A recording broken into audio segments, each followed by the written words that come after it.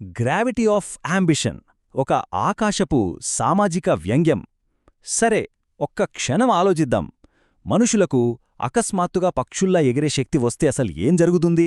భౌతిక శాస్త్ర నియమాలన్నీ పక్కనబెట్టేసి గురుత్వాకర్షణ శక్తిని జయించి ఆకాశంలోకి ఎగరడం మొదలుపెడితే మన సమాజం, ముఖ్యంగా మన సైకాలజీ ఎలా మారుతుంది? ఈరోజు మనం ఈ ఆసక్తికరమైన థాట్ ఎక్స్పెరిమెంట్ను విశ్లేషిద్దాం. ఇది కేవలం ఫ్యాంటసీ కాదు సుమా, మన మానవ నైజాన్ని, మన సోషల్ డైనమిక్స్ని అర్థం చేసుకోవడానికి ఇదొక అద్భుతమైన సాధనం. మనుషులు ఒక్కసారిగా పక్షుల్లా ఎగరగలిగితే ప్రపంచంలో మొదట మారేది ట్రాఫిక్ కాదు, మన అహంకారం. నిజంగా భలే ఉంది గదా ఈ కోట్. ఎందుకంటే మనుషులు ఎగరడం నేర్చుకుంటే హమ్మయ్యా ట్రాఫిక్ కష్టాలు తీరిపోయాయి అనుకుంటాం. కానీ అసలు ముప్పు వేరే ఉందన్నమాట. రోడ్ల మీద ట్రాఫిక్ కంటే ముందుగా మనలోని అహంకారం, మన సామాజిక హోదా, అదేనండి సోషల్ స్టాటస్, ఇవన్నీ పూర్తిగా మారిపోతాయి. ఈ అద్భుతం నిజంగా జరిగితే సమాజం ఎలా రియాక్ట్ అవుతుందో ఒకసారి దశలవారీగా చూద్దాం. మొదటి రోజు హనీమూన్ ఫేజ్. ఈ కొత్త శక్తి వచ్చిన మొదటి రోజు ఎలా ఉంటుందో కళ్లక్కట్టినట్లు ఊహించుకోండి. స్వచ్ఛమైన ఆనందం. అందరూ సంతోషంగా ఆకాశంలోకి ఎగురుతూ ఉంటారు. సోషల్ మీడియా ఓపెన్ చేస్తే చాలు, ఎక్కడ చూసినా ఆకాశంలో డాన్సులు చేస్తున్న ఇన్స్టాగ్రామ్ రీల్స్, మేఘాల మధ్య తేలుతూ తీసుకున్న సెల్ఫీలు. అదొక పండగ వాతావరణం. దీనినే మనం హనీమూన్ ఫేజ్ అంటాం. 3 రోజుల తర్వాత అహంకారం నిద్రలేస్తుంది. కాని ఆలోచించండి, ఈ సంబరం ఎన్నాళ్లుంటుంది? మహా అయితే ఒక 72 గంటలు. అవునండి, అక్షరాల 3 రోజుల తర్వాత మన అసలు సైకాలజీ బయటపడుతుంది. ఎగరడం అనే ఆనందం కాస్త తగ్గిపోయి పక్కవాడి కంటే బాగా ఎగరాలి అన్న పోటీ మొదలవుతుంది. ఇక్కడే మన సామాజిక హోదా డైనమిక్స్ అసలు రంగు చూపిస్తాయి. ఎత్తు అనేది కొత్త సామాజిక హోదా.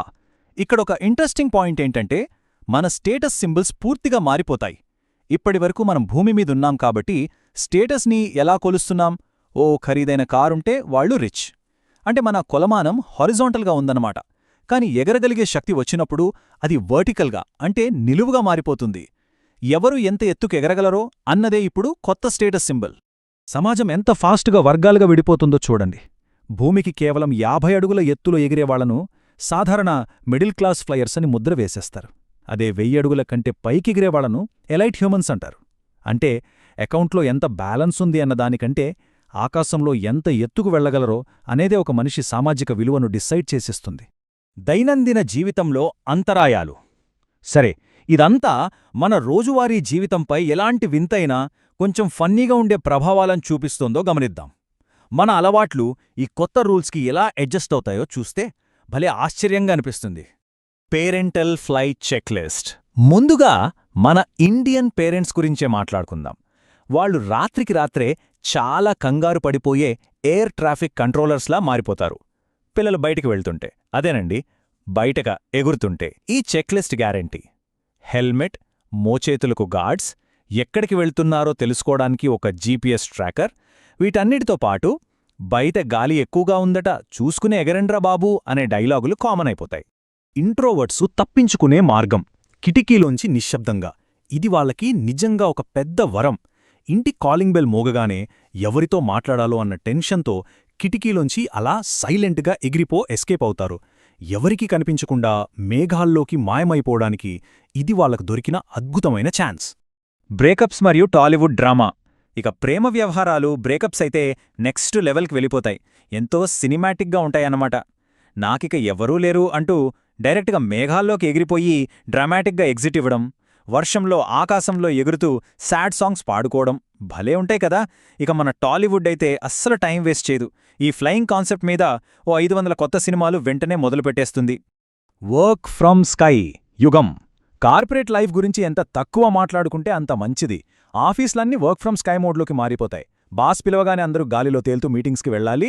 ఆకాశం మధ్యలో జూమ్ కాల్స్ మాట్లాడుకోవాలి. దీనివల్ల వచ్చే బెస్ట్ ఎక్స్క్యూజ్ ఏంటంటే, సారీ సార్ నెట్వర్క్ పోయింది, మేఘాలు అడ్డొచ్చేశారని చెప్పడం. నిజంగా దారుణమైన పరిస్థితి కదా. 6 నెలల తర్వాత సాధారణీకరణ వెనుకున్న సైకాలజీ. ఇక్కడేనండి అసలు ట్విస్ట్. మానవ స్వభావం అసలు రంగు బయటపడేది ఇక్కడే. ఎంత పెద్ద మిరాకిలైనా సరే మనిషి మెదడు దాన్ని ఎంత మామూలు విషయంగా మార్చేస్తుందో ఇక్కడ మనం స్పష్టంగా గమనించాలి. Hedonic adaptation. అసాధారణ సంఘటనలు లేదా శక్తులు కూడా కాలక్రమేణా మనిషికి ప్రాథమికమైన సాధారణ విషయాలుగా మారిపోయే మానసిక ప్రక్రియ ఇది.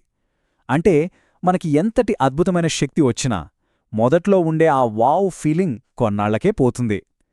ఏ అద్భుతమైనా సరే మన మెదడుకి అలవాటు పడిపోయి ఆశ్చర్యపోయే గుణాన్ని కోల్పోతుంది.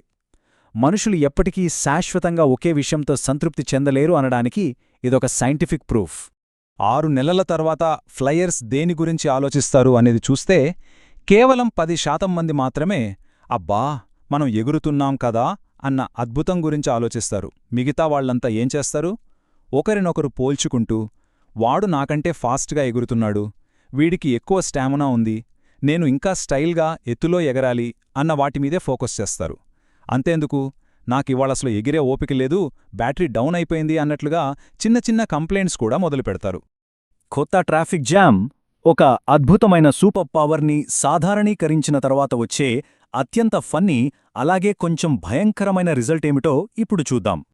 పాత వాస్తవికత మీద పడే బైకుల భయం, కొత్త వాస్తవికత ఆకాశం నుండి రాలే మనుష్యుల భయం. ఒక్కసారి ఆలోచించండి, ఒకప్పుడు రోడ్డు మీద నడుస్తుంటే బైక్ వాడొచ్చి ఎక్కడ గుద్దుతాడో అన్న భయముండేది. ఇప్పుడు ఆ యాక్సిడెంట్స్ అన్నీ ఆకాశంలో జరుగుతాయి. కింద నడుచుకుంటూ వెళ్తుంటే పైనుంచి ఎవరైనా మనిషి మనమీద పడతాడేమో అన్న కొత్త భయం మొదలవుతోంది. ఇక టీవీ న్యూస్ ఛానల్స్ వాళ్లు కూడా ఈరోజు గాల్లో భారీ ట్రాఫిక్ జామ్ ఏర్పడింది అని చాలా క్యాజువల్గా బ్రేకింగ్ న్యూస్ చెప్పడం స్టార్ట్ చేస్తారు. ఎగరడం లాంటి అద్భుతం కూడా హెడోనిక్ అడాప్టేషన్కు గుర్రైతే మానవాళి తనకున్నదానితో ఎప్పటికైనా నిజంగా సంతృప్తి చెందుతుందా? ఇది మనం నిజంగా ఆలోచించాల్సిన ప్రశ్న. మనుషులకు ఎగిరే శక్తి రావడమనే ఈ విశ్లేషణ మనకొక పవర్ఫుల్ మెసేజ్ ఇస్తుంది. మనకి ఎంతటి అద్భుతమైన శక్తి చేతికందినప్పటికీ మన సామాజిక హోదా కోసం ఆరాటపడే తత్వం, మన అసంతృప్తి ఎప్పటికీ మారవు. సమాజంలో మనం ఏ స్థానంలో ఉన్నామో పదే పదే చెక్ చేసుకోవడం మనం ఎన్నటికీ ఆపలేము. మన కోరికలకు, అంచనాలకు అసలు ముగింపు ఉంటుందా? ఈ థాట్ ప్రొవోకింగ్ ప్రశ్నతో ఈనాటి మన విశ్లేషణను ముగిద్దాం. ఈ ఆలోచనలు ఖచ్చితంగా ఒక కొత్త దృక్పథాన్ని ఇస్తాయని ఆశిస్తున్నాను. మళ్ళీ కలుద్దాం.